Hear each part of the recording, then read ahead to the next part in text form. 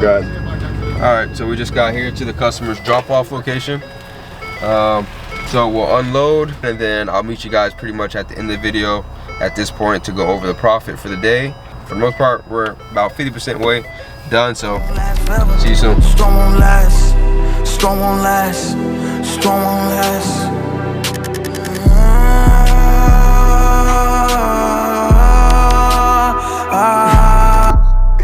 Alright, so already in the title of this video alone, I've told a truth and a lie. Alright, so I'm sorry, but I'm gonna explain myself, right? So the truth is, in fact, that I did make $20,000 this past month, but the lie is that it's not a side hustle. It's what I do full time for work. It's a business that I run, so hopefully that doesn't make too much of a difference, especially because I'm being upfront about it. I'm gonna try to break this video up into 3 parts. First being what it is exactly that I'm doing. And then 2, I'm gonna go into my banking account and show you the legit numbers so you can see it for yourself. For all the naysayers and the skeptics out there, I wanna show you the Carfax as best as I can. Then thirdly, you guys know I like to glorify God on this channel. It's a big part of my life. I'm forever grateful for the opportunities that he's given me in my life, and I just want to tie in how I've seen his hand at play throughout this entire process. Hopefully this all comes together as one cohesive video that makes sense and turns out to be pretty cool. And if you're not subscribed already, go ahead and subscribe if you do enjoy the video. And if you already subscribed and all that good stuff, then just drop a comment, drop a like. I greatly appreciate it. Just trying new stuff here, so we'll see what happens. But yeah. Let's go. What made you tell him that though? You said what made me tell him that? Yeah. I mean, shoot, because they're A company. yeah. Like I told you, it'd be nice to get contracts, but we only got 24 miles. I hope we make it. We only got 24 miles. You hate it.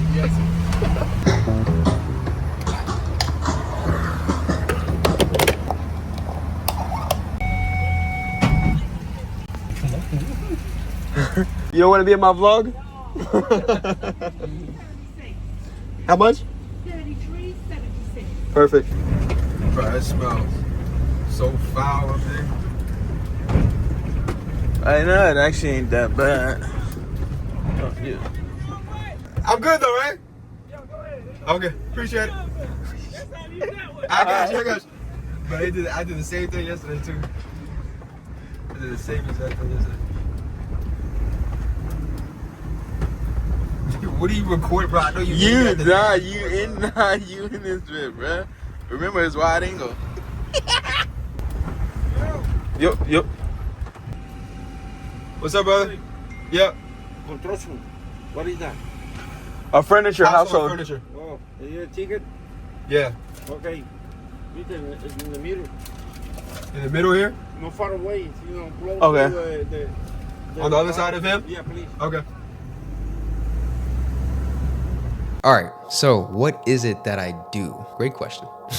I own and operate a local moving service. I live here in Orlando, Florida. This is what I do. Pretty self-explanatory, that part of it, at least I'm sure to some capacity. Majority of you watching this video have worked with a moving company to some extent.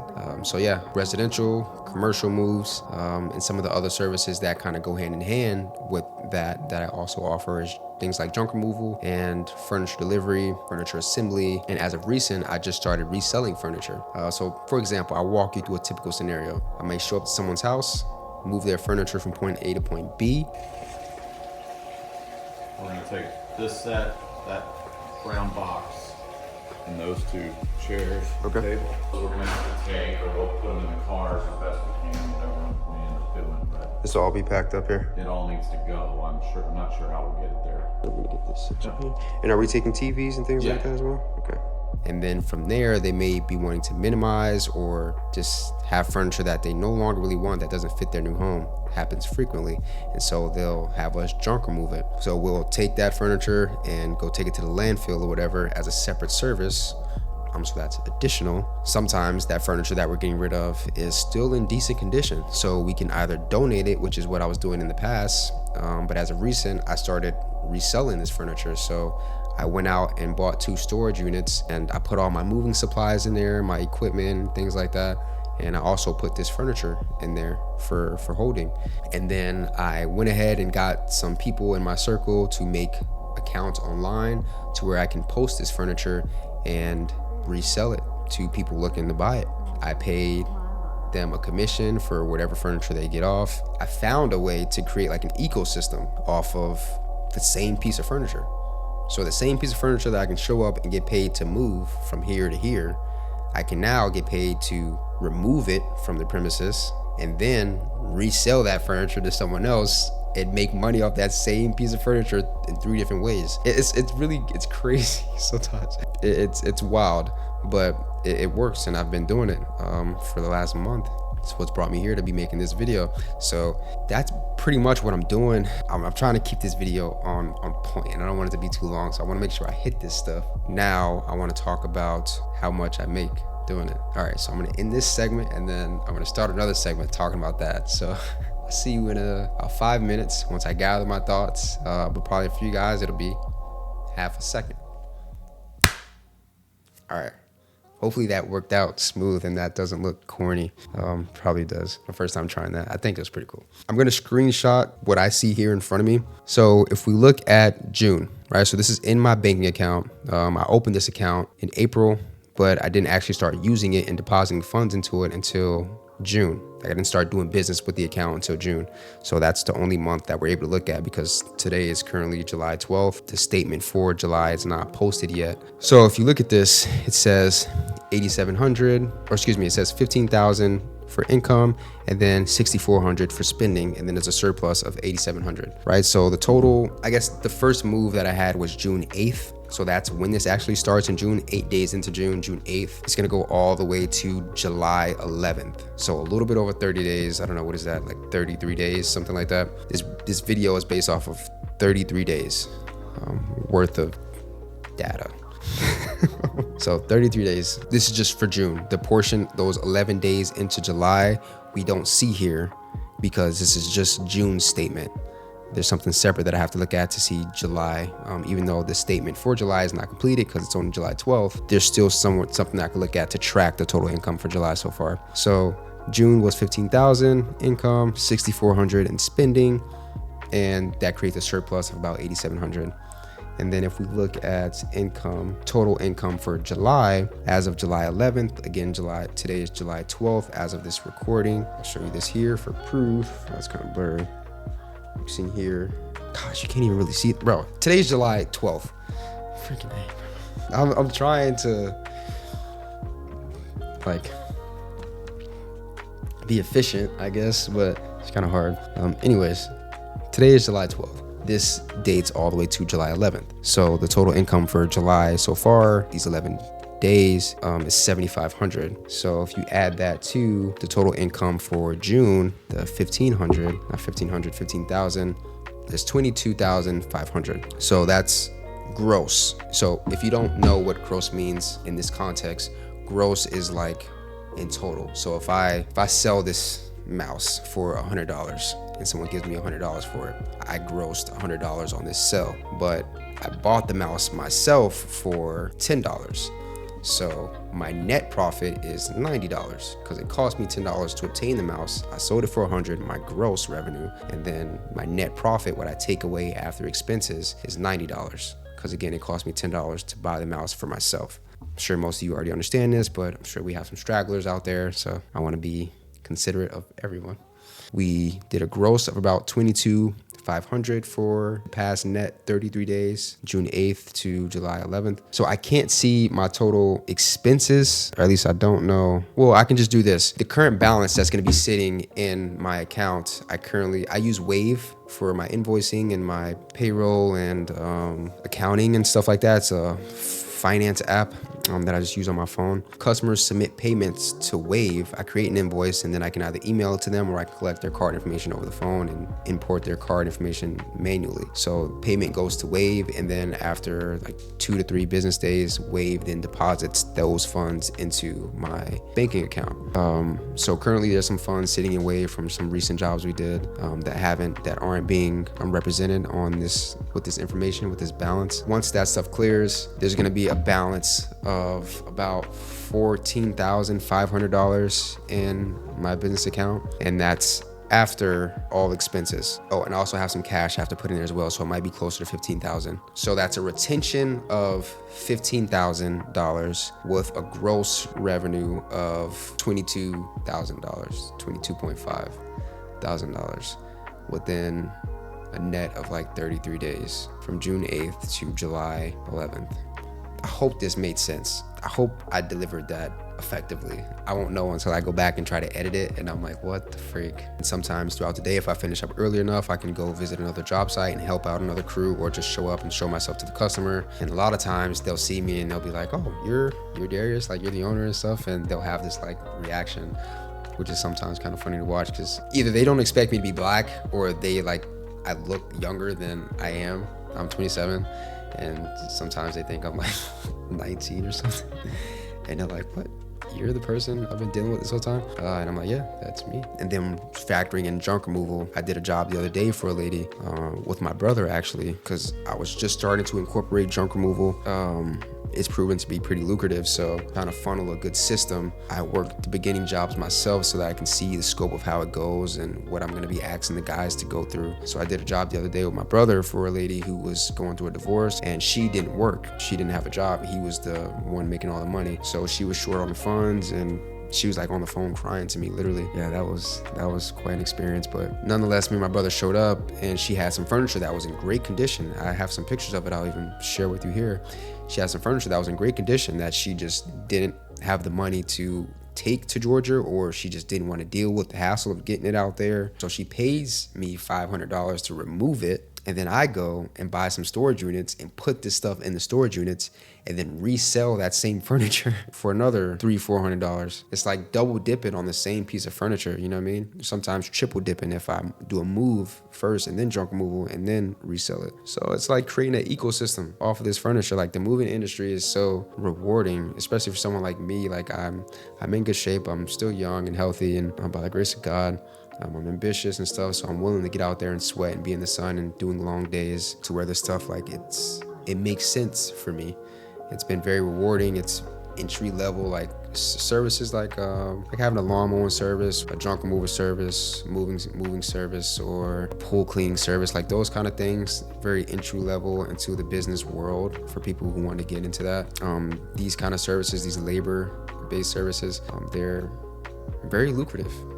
Very lucrative, especially in a place like where I live here in Central Florida, where it's hot as hell all the time and people just don't want to do nothing. People are lazy. It's a retirement state. People don't want to work. People don't want to work here. People do not want to work. They will pay for literally anything. It's crazy, bro.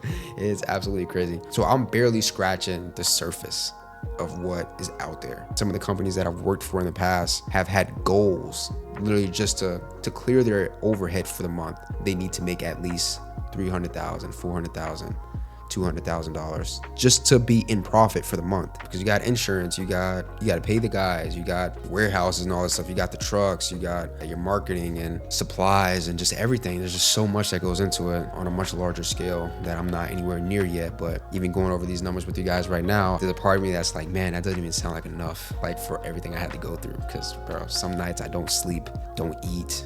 Like it's a lot of work. This is what I do. So yeah, I just wanted to go over those numbers now that we've done that, and you see for yourself that I'm not capping. This is really there. Yeah, the third portion I want to talk about is where I kind of see God's hand at play in the midst of all this, and kind of tie it all in for what this all means to me. That's what I'm gonna do now. So I'm gonna take 5 minutes to kind of gather my thoughts, but for you guys it'll be half a second. All right. Well, actually, now that I think about it, it probably looks like the same thing, because like I'm wearing the same thing, I'm sitting in the same spot. I just thought about this.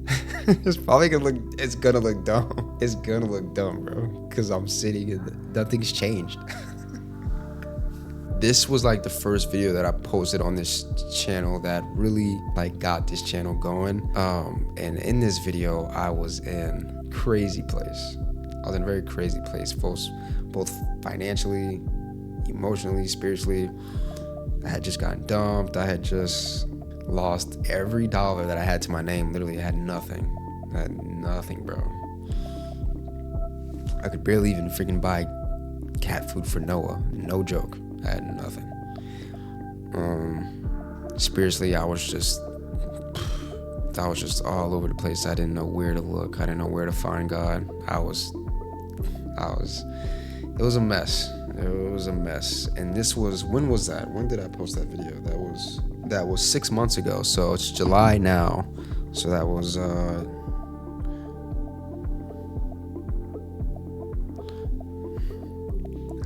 I was gonna try to count the months backwards by 6 months. But there's no way in hell I can count the months backwards. Up to 6 months. I can't do that. Hey Siri, what month was 6 months ago? January. That's oh bro. This video is making me look bad. And just by the way, like I have to post this stuff. Like I have to include this in the video. That's just the way I make my videos. I don't cut these cringy parts out. I leave it all in, and that's tough. 6 months ago was January because we're in the 6th month of. No, we're in the 7th month. So 6 months ago was June. All right. Anyways, 6 months ago, I posted that video in January. I was broke. I was single, and spiritually, I didn't know where to find God. I was in a bad place, man. I was in a very bad place, in a very vulnerable state. And I came on YouTube and I just started sharing my experience. 6 months later, to be here, spiritually, I'm still in an interesting place. Emotionally, I'm in a far better place. And financially, I'm making strides to be in a better place. A couple videos ago, I told you I took 90% of my finances and I put them in an investment. And then 2 days later, I got fired from my job. And then that same month that I got fired from my job, I went hard on my own business. And I'm here making this video.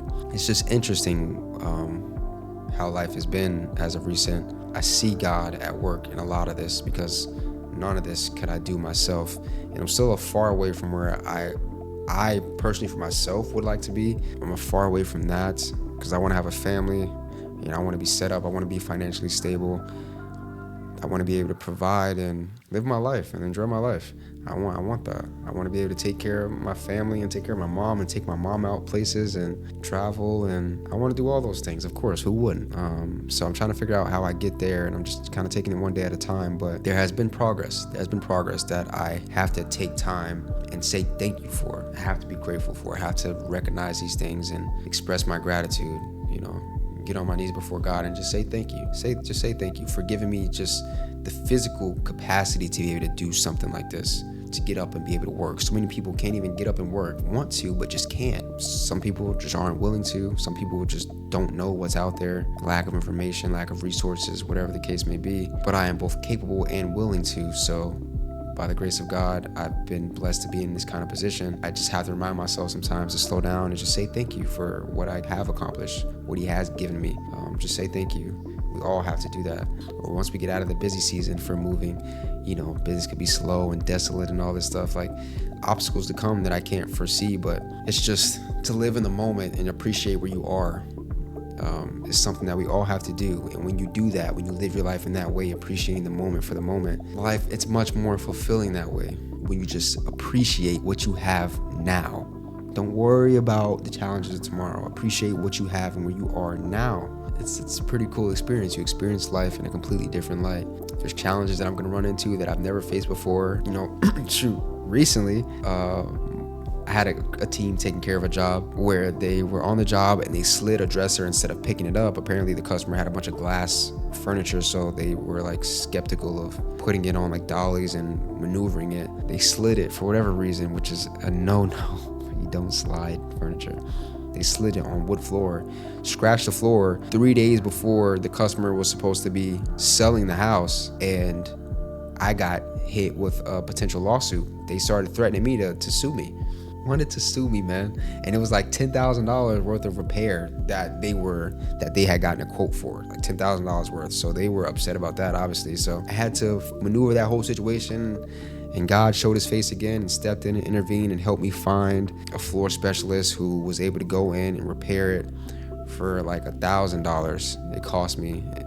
and I paid for that, and they ended up being happy, and we made a nice relationship at the end of the day, and it all worked out. But things like that just happen that I have to deal with, that I know I could not deal with on my own if I weren't being backed by the grace of God.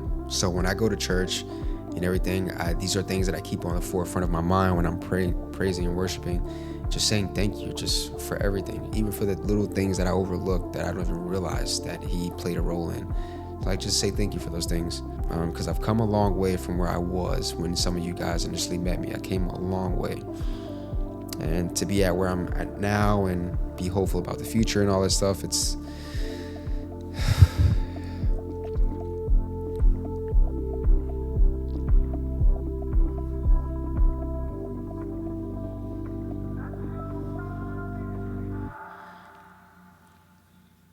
a lot. It's a lot. And I appreciate you guys being here for it. For anyone who's watched the video this far, I want to say thank you for tuning in. I hope you enjoyed it. I hope you learned something. I hope you made a new friend in me. I'm sure I probably left out a lot that I wanted to speak on, but I don't want this video to be too long. It's probably gonna be OD anyways. Nothing I can do about it. There's a lot of things that I hit in this video, but yeah. Hopefully it was worth watching, and yeah, I love you, I appreciate you, and as always, God willing, I will see you in the next one. Peace.